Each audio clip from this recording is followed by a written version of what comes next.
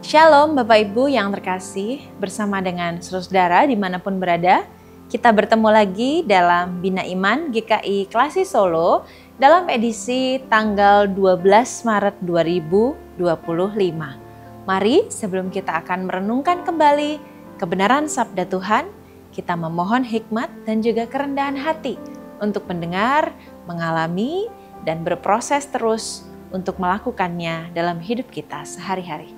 Mari berdoa.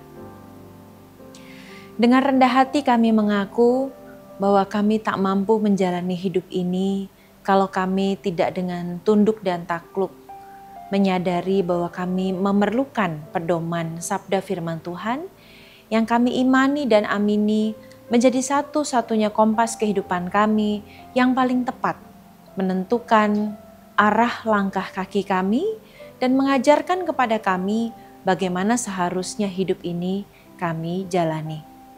Tanpa kebenaran sabdamu, sungguh kekosongan dan kehampaanlah yang terjadi. Sungguh kami hilang makna untuk menjalani dan mengartikan seluruh pengalaman hidup kami. Maka dengan rendah hati, kami mohon kiranya Roh Kudus sendiri yang menolong setiap kami untuk mengalami keindahan sabdamu. Demi Kristus Yesus, kami memohon. Amin. Bapak, Ibu, dan saudara yang terkasih, saya akan membacakan sabda firman Tuhan yang terambil dari Amsal pasal yang ke-6 ayat yang ke-16. Saya akan membacakan dalam versi terjemahan bahasa Indonesia masa kini.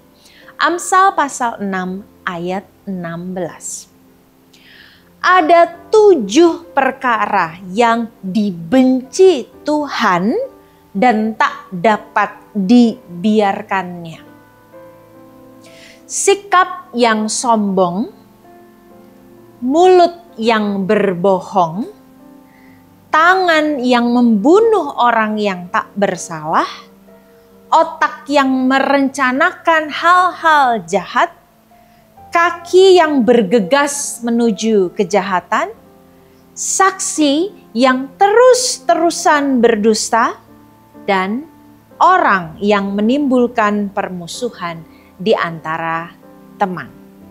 Bapak Ibu yang terkasih, bersama dengan saudara, saya ingin kita mendiskusikan dan juga merenungkan sabda firman Tuhan di sikap pertama yang tampaknya sengaja dituliskan oleh penulis Amsal menjadi sikap yang paling dibenci Tuhan dan takkan dibiarkannya, yaitu sikap yang sombong. Beberapa hari yang lalu ketika saya bertemu dengan salah satu ibu dan bapak rohani saya, atau bisa saya sebut sebagai mentor-mentor iman bagi saya, beliau berdua adalah pasangan pendeta, artinya sama seperti saya dan suami. Ibu rohani saya adalah seorang pendeta perempuan dan juga suaminya adalah seorang pendeta. Jadi dua-duanya adalah pendeta. Kepada mereka saya biasanya membagikan hal-hal yang sangat pribadi yang saya tak bisa bagikan kepada siapapun. Karena saya rasa ketika saya membagikan pengalaman rohani saya, membagikan pengalaman-pengalaman pribadi saya, merekalah yang dapat merasakan secara dengan jelas posisi dan juga proses kehidupan saya yang hampir sama dengan mereka. Duanya adalah pendeta. Dengan begitu banyak hal yang dalam dan saya sudah didampingi oleh mereka berdua mungkin kira-kira lebih dari 10 tahun yang lalu begitu ya.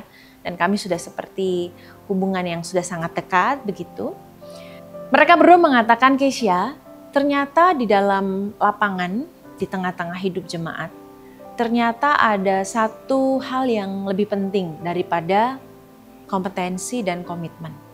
Dua hal itu tentu penting, tetapi ternyata yang pertama yang penting adalah soal karakter. Lalu saya menjawab dengan satu pendapat yang saya katakan. Betul ya Bu, Pak, ternyata setelah beberapa tahun, baru 4 tahun lah usia yang masih seumur jagung ini menjadi seorang pendeta. Salah satu hal yang selalu saya catat dalam hati saya, dalam catatan pribadi saya, salah satu hal yang membuat pendeta itu jatuh, yaitu soal kesombongan. Menjadi seorang pendeta akan sangat tergoda menjadi orang yang tahu segalanya, merasa dibutuhkan dan segalanya. Hal-hal yang lain yang mengikutinya. Lalu kedua ibu maksudnya kedua mentor rohani saya ini, ibu dan bapak rohani saya mengangguk dengan mengatakan, iya benar. Ketika kita sombong, jatuhlah kita, sadar atau tidak, pada karakter kita yang sungguh seharusnya menjadi orang yang semakin rendah hati. Anyway, di tengah perbincangan seperti itu, saya menjadi belajar bahwa ternyata betul seperti yang dikatakan firman Tuhan hari ini ya Bapak Ibu, ternyata juga untuk saya dan kita semua tentunya. Salah satu karakter utama yang ditulis secara sengaja oleh penulis kitab Amsal di dalam sikap pertama yang paling dibenci Tuhan adalah sikap yang sombong. Orang yang sombong adalah orang yang tidak merasa perlu untuk belajar, tidak merasa perlu untuk mendengar orang lain, dan tidak merasa perlu untuk menghargai, menghormati keberadaan orang lain di sekitarnya. Bahwa hidup ini hanya sekedar pandangannya saja. Sehingga pandangan orang lain, kritik orang lain, masukan orang lain, pendapat orang lain, ia letakkan di bawah dari pendapatnya sendiri. Dan bahkan yang paling serem sebenarnya adalah ketika orang sombong itu menyadari atau tidak kesombongannya sendiri, ia merasa tidak pernah takut dengan apapun dan siapapun, bahkan ia tidak takut akan Tuhan. Orang yang semakin takut akan Tuhan adalah orang yang sebenarnya otomatis akan semakin rendah hati. Orang yang semakin takut akan Tuhan sebenarnya secara otomatis akan menjadi orang yang menempatkan sesamanya seperti dirinya sendiri, sebagai manusia biasa, sebagai manusia sederhana, sebagai manusia berdosa. Ini menjadi satu catatan yang penting bagi saya dan kita semua. Apakah di dalam hidup ini semakin lama kita hidup, semakin tua, dan semogalah semakin kita dewasa dalam kerohanian kita. Kita menyadari bahwa semakin banyak yang kita pelajari, semakin kita menyadari kita tidak pernah tahu tentang apa-apa. Semakin banyak pengalaman hidup manusia yang kita lihat dan kita jalani, semakin kita tahu bahwa ternyata ada banyak sekali hal yang tak pernah kita tahu sebelumnya. Kerendahan hati menjadi kunci utama untuk kita sungguh-sungguh menjadi umat Tuhan yang sebenarnya. Bukankah Yesus juga sudah menunjukkan itu dalam kerendahan hatinya? Ia turun sebagai manusia. Ia turun sebagai Allah yang menjadi manusia untuk menebus dosa kita di dalam kerendahan hatinya. Kayaknya kita tak punya alasan dan tak pantas untuk menjadi orang yang sombong. Karena menurut firman Tuhan hari ini, orang yang sombong adalah orang yang paling dibenci oleh Tuhan. Dan orang yang sombong tidak akan dibiarkannya. Tuhan akan mendidiknya dengan sedemikian rupa agar ia tahu siapa dirinya di hadapan Tuhan dan sesama.